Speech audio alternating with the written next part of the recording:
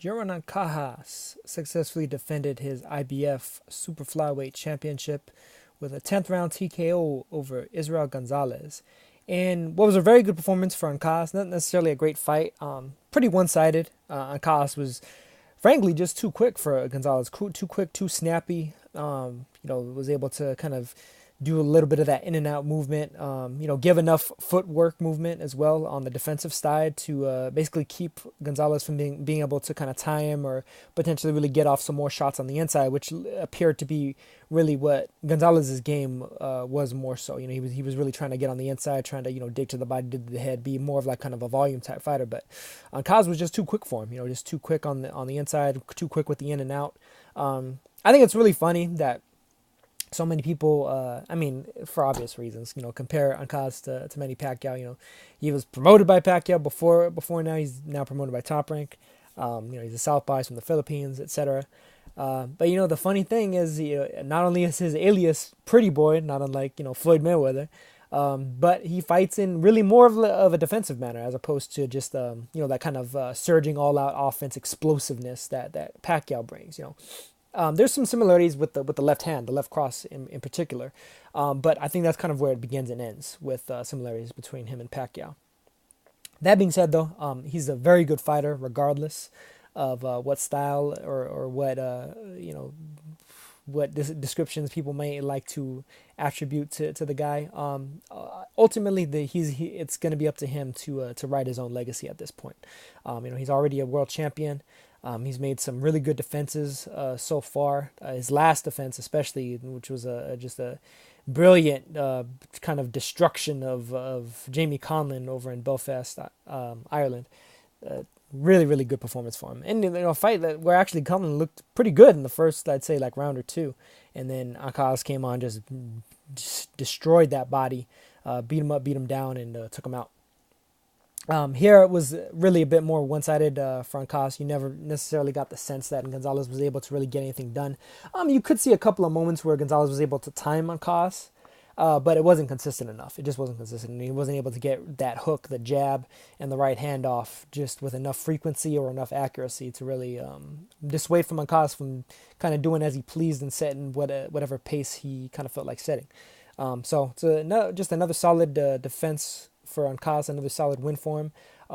Right now, the fight that most potentially looms for him would be his mandatory against Jonas Sultan, who became the mandatory by defeating former IBF flyweight champion Janriel Casimero. Casimero moved up. He was fighting Sultan. Sultan was able to outpoint him. A pretty close fight, and a fight where Sultan was able to kind of, I guess, take some of the air out of the fight. Casimero's a lot more of like a kind of a hunt you down, power punching type fighter. Sultan's a little bit more of a stylist, a little bit more like Ancajas, albeit without kind of the explosive backhand of Ancajas, the explosive power hand. So I do think that he can potentially give Ancajas some trouble with the fact that he's relatively slick.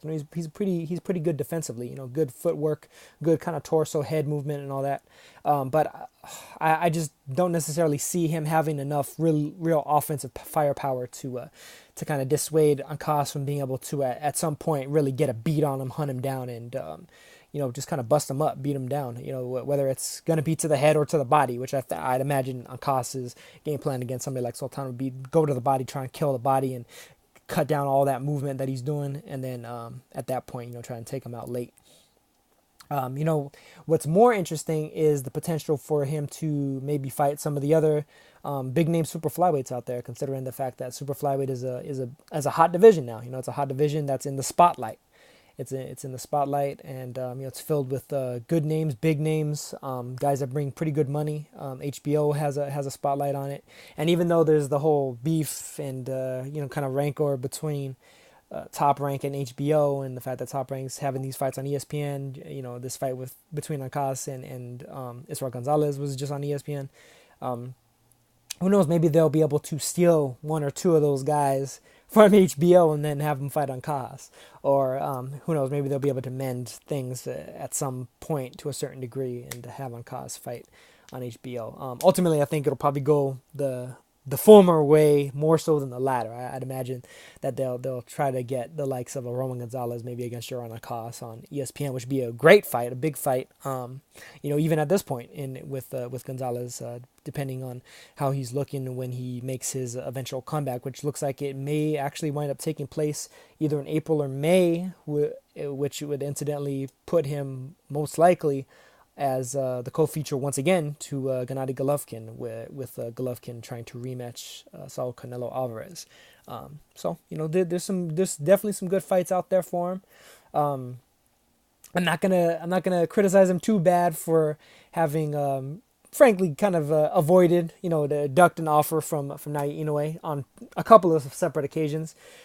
Simply because, now that he's with Top Rank, he's definitely making more money, and should he himself move up to bantamweight and fight Inoue from this point forward, he'll make a lot more, several times more, like multiplied several times more than he otherwise would have, trying to just fly over to Japan and being basically brought in as an opponent as opposed to a guy with a name in his own right against somebody that's more established like a Naoya Inoue. So, let's see where it goes from here. Outside of Sultan, who I do favor Ancas to beat, there's some pretty good fighters in the IBF rankings. You got Rex Cho out there, who I think would at the very least provide a pretty good challenge for Ancas, although I'd favor Ancas in that one as well. You still have John Rio Casimiro, who I think would be a good fight for him, but a lot more of that kind of a power punch bonanza between those two. You have Rashid Warren there. Rashid Warren is really amongst the guys that are in the IBF rankings, amongst the guys that don't have belts at super flyweight, and just pretty much aside from like somebody like a Gonzalez or a Quadras, I'd love to see Ancas versus Warren. I think their styles match up perfectly. If somebody can negate Ancas' speed, it'd be somebody with tons of speed, tons of hand speed, especially in his own right in Warren. And Warren's extremely dangerous early. Ancas hasn't necessarily been pushed to the limit, to the full tilt, to the full hilt yet. And they have a common opponent in McJoe Arroyo. Both beat Arroyo pretty much in a very similar manner. They both beat him by similar margins in a similar way. So ultimately, I'd say it's a pretty even fight between those two. Warren himself is a former champion in his own right. Previously at bantamweight, dropped down to super flyweight, which I think suits him more. I think it suits his body type in general more. It's a weight that he's more accustomed to, I think, throughout most of his adult life, even back in the amateurs, in the Olympics and all that. So I think that'd be a great fight. Unification with Cal Yafai would be fantastic. Although I'd imagine Gonzalez is probably aiming for that. If Yafai winds up finally taking it, considering the fact that he's been very hesitant to really take that next step up, even against a guy that, looks like he may be pretty vulnerable and kind of ripe for the name kind of notch in your belt taking, so to speak. Although who knows, maybe Gonzalez will move back down to flyweight and take on somebody like a Dani Nietes as well, or Ron Carlos Reverico if Reverico defeats Nietes. All remains to be seen. But for now, Ancas looms as really, just another name in a pretty hot division. You could rank him pretty much right behind your Srisaquets, your Estradas, your Quadrases. Is a guy that, he has a lot of heat behind him. Very explosive puncher. I think him versus Quadras would be a fantastic fight too. For a lot of the same reasons as him versus Warren. Quadras has a ton of speed of his own, hand speed and foot speed. I think it'd be a very good matchup there too. But I imagine that Quadras is going to go right back after that WBC belt, and especially considering the fact that he's not even ranked in the IBF rankings for whatever reason. You know how that goes with the ABC sanctioning bodies. But it is what it is.